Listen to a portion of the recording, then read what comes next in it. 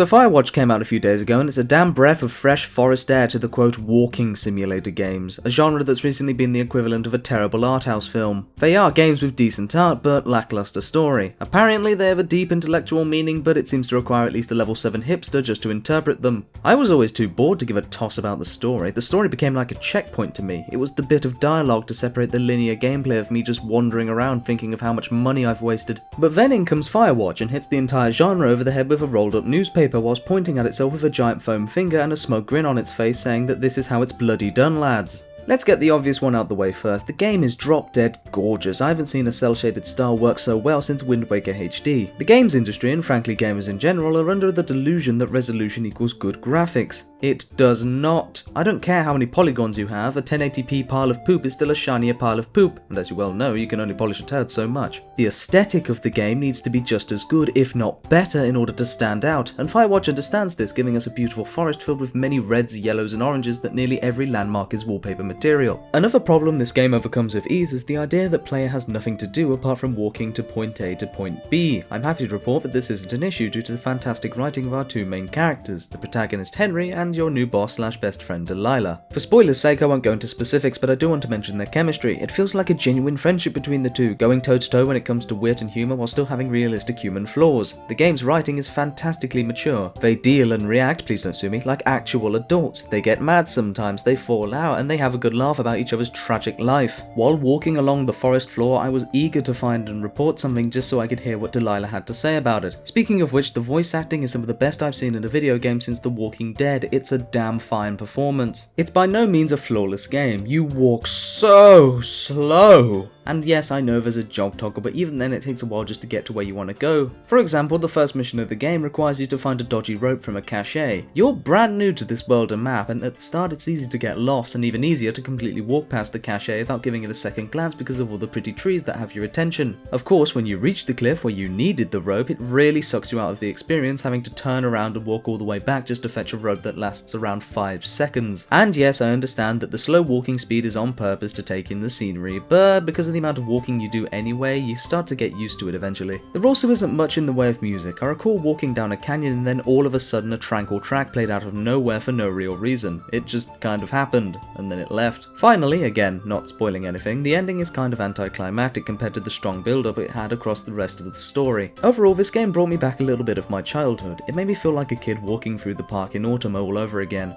I'm the British Ninja, and I give Firewatch 8.7 out of 10.